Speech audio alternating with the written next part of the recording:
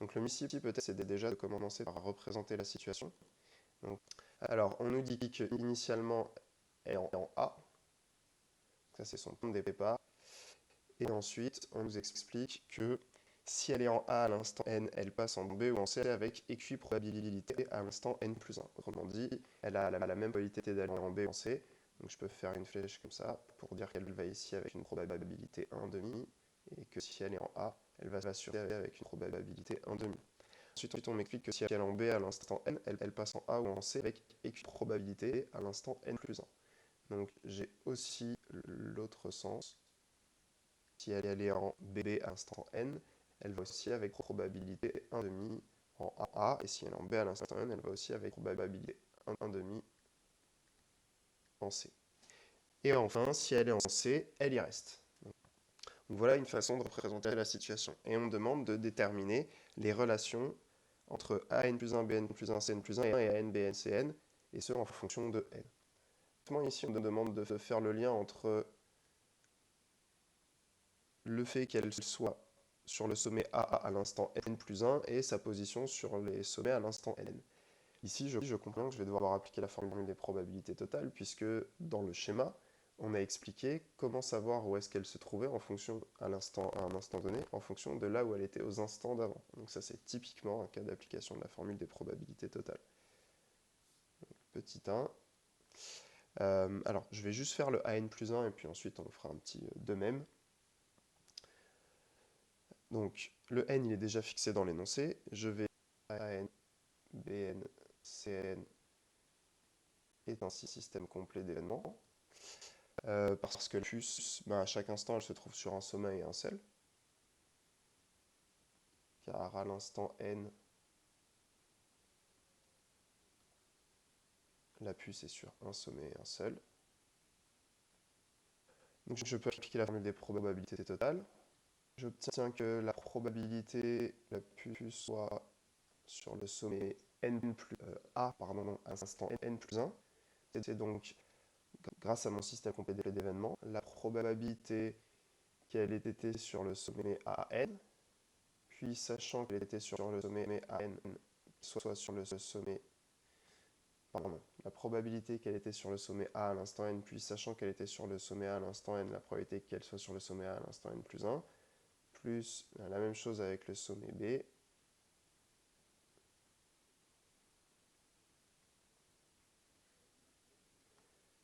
plus la même chose avec le sommet C.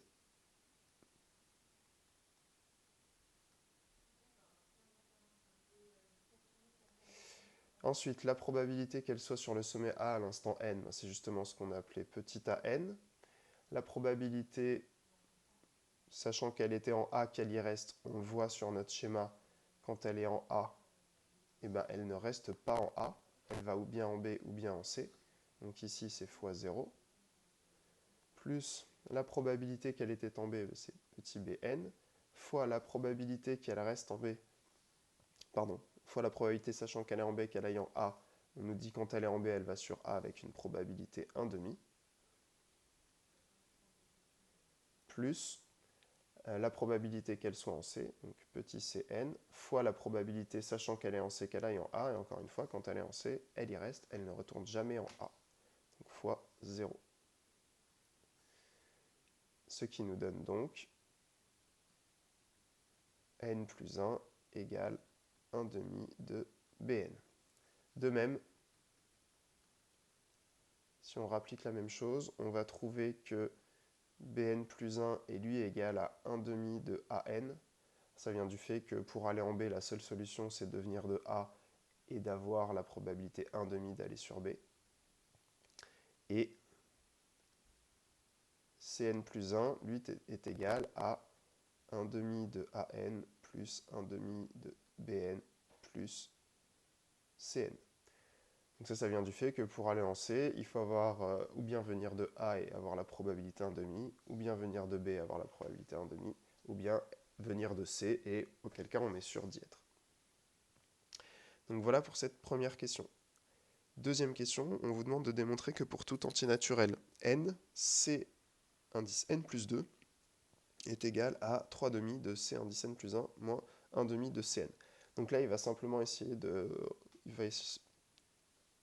Donc là, ici, il va simplement falloir retourner un petit peu tout ça pour retrouver cette expression. Donc ici, on a plusieurs possibilités. On peut ou bien partir du terme de droite, ou bien partir du terme de gauche de l'égalité. En tout cas, ce qui est sûr, c'est qu'on va commencer par fixer le n. Donc, soit n appartenant à grand N.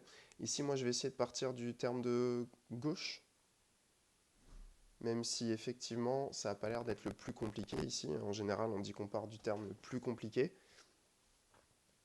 Mais je vais quand même essayer de partir de ce terme-là.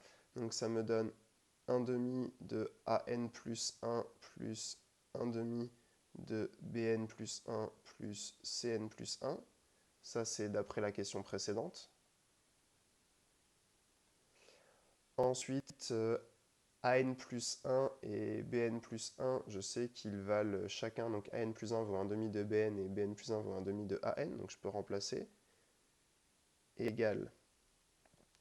Donc, 1 demi fois 1 demi de BN plus 1 demi fois 1 demi de AN plus CN plus 1. Et là, ce qui va être intéressant, c'est que ce 1 demi de BN, 1 demi de AN, je le retrouve, ce 1 demi de BN, 1 demi de AN, je le retrouve ici, 1 demi de BN, 1 demi de AN, et vous voyez que je peux l'exprimer en fonction de CN plus 1 et de CN. Donc c'est ce que je vais faire ici. Ça me donne 1 demi facteur de 1 demi de AN plus 1 demi de BN plus CN plus 1. Et donc je sais ça que c'est 1 demi de CN plus 1 moins CN plus CN plus 1 qui est toujours là.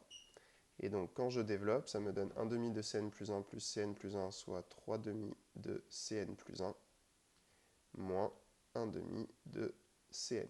Et c'est ce qu'on me demandait de démontrer pour tout n. J'ai plus qu'à conclure, ce que je vais faire sur une nouvelle page. Donc, pour tout n appartenant à grand N, C indice n plus 2 égale 3 demi de C indice n plus 1 moins 1 demi de Cn. Nous, ce qu'on sait, c'est que par l'énoncé, on a A0 qui vaut 1, on a B0 qui vaut 0, on a C0 qui vaut 0. Ça, c'est l'énoncé, puisque la puce commence à l'instant 0 sur le sommet A, et ensuite, ça nous donne C0 en particulier, et ensuite, si on veut calculer C1, on en a vu une formule, on sait que C1, c'est égal à 1 demi de A0 plus 1 demi de B0 plus C0, c'est donc égal à 1 demi. Donc maintenant qu'on a C0 et C1, eh ben, on va pouvoir déterminer l'équation, on va pouvoir, en passant par l'équation caractéristique, déterminer l'expression explicite de la suite CC. Alors je vous la donne directement, s'il n'y a pas vraiment de difficulté là-dedans. On trouve pour tout n appartenant à grand N, Cn égale 1 moins 1 demi puissance n. Donc ça c'est à détailler, évidemment, je ne le fais pas, mais il y a des choses à dire. Question 3. Montrer qu'il est presque sûr que la puce atteigne la case C.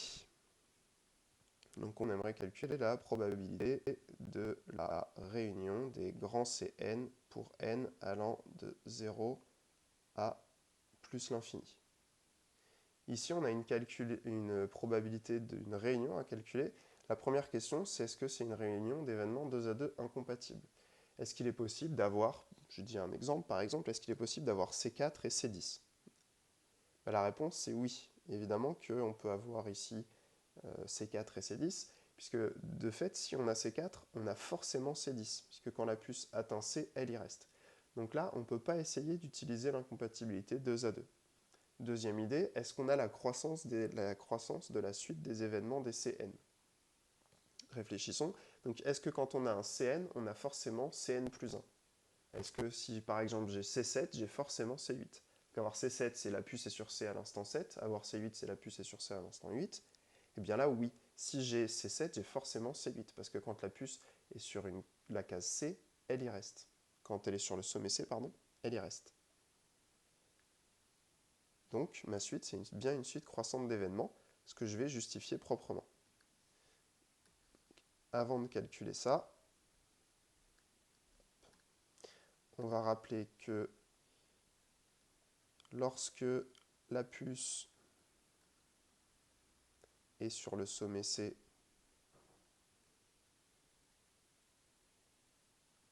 elle y reste.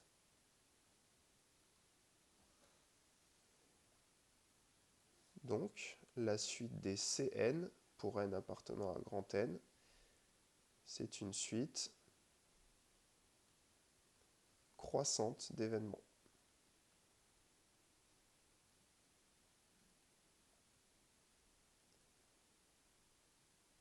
J'ai donc le droit d'appliquer le théorème de la limite monotone. Donc, par le théorème de la limite monotone,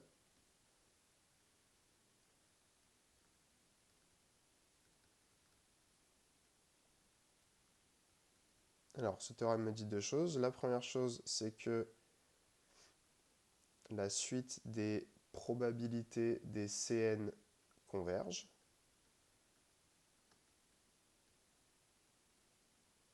Et en plus, que la limite, c'est précisément la probabilité que j'essaie de calculer. C'est égal à la limite des 1 moins 1 demi puissance n. Et ça, on le sait par 2b.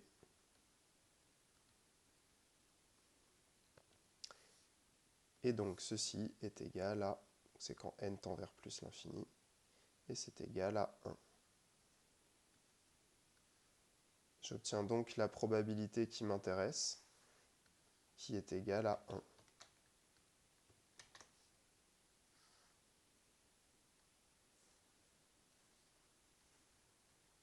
Et donc,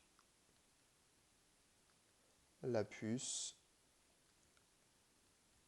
atteint le sommet C presque sûrement.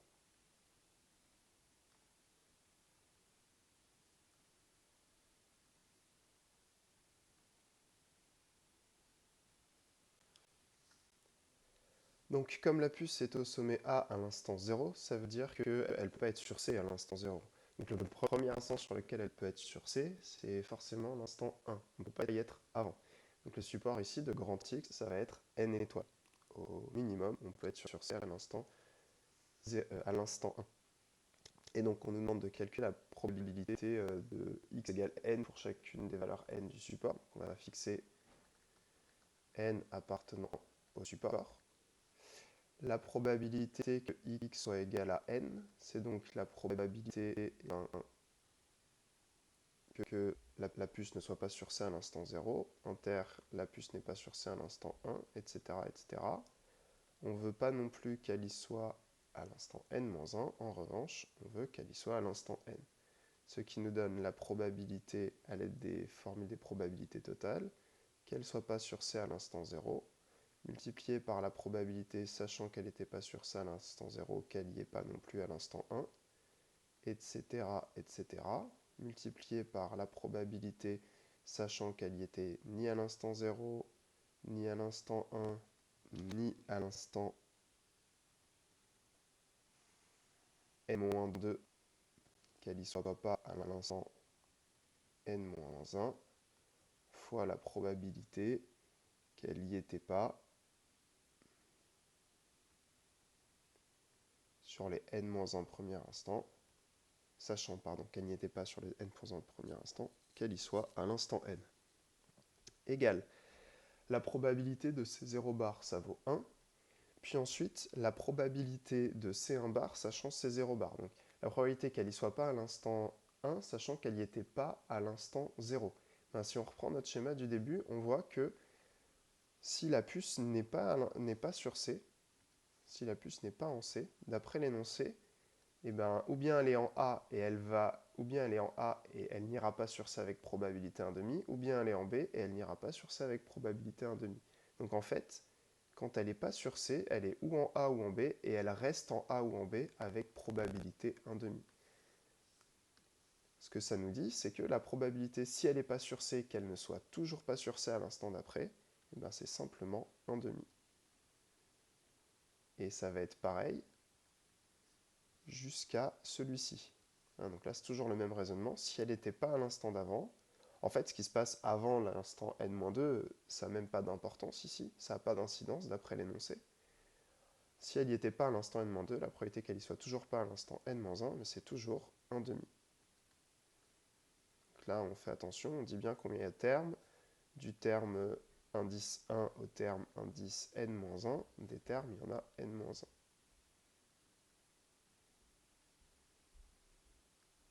Fois, et si elle n'y était pas à l'instant n-1, qu'elle y soit à l'instant n, et ben ça vaut 1/2 aussi, puisque si la probabilité qu'elle n'y aille pas, c'est 1/2, la probabilité qu'elle y aille, c'est bien aussi 1/2.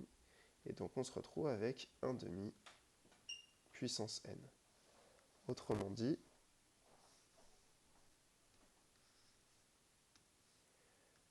pour tout n appartenant à grand N étoiles, la probabilité que x soit égal à n, elle vaut 1/2 puissance n.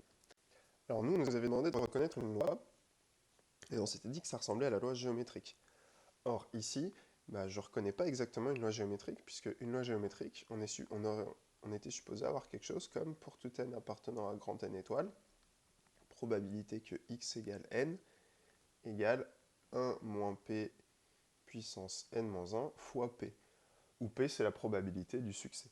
Et donc on a 1 moins p puissance n-1 parce qu'on veut n-1 échec, et enfin un succès. Mais si on regarde bien, cette expression-là, on peut la réécrire sous cette forme en choisissant bien le p. En fait, on se dit mais c'est bizarre parce que c'est que le même nombre à la puissance n. Alors nous, il nous faudrait un 1 moins p puissance n-1 puis un p tout seul. Sauf qu'il y a une valeur de p particulière pour laquelle 1 moins p et p, ça vaut la même chose. Et cette valeur, c'est tout simplement 1/2. Pour tout n appartenant à un grand N étoile, la probabilité que x égale n, c'est égal à 1 moins 1/2 puissance n-1 fois 1/2. Et donc finalement, grand X suit une loi géométrique de paramètres 1/2. Voilà qui conclut cet exercice.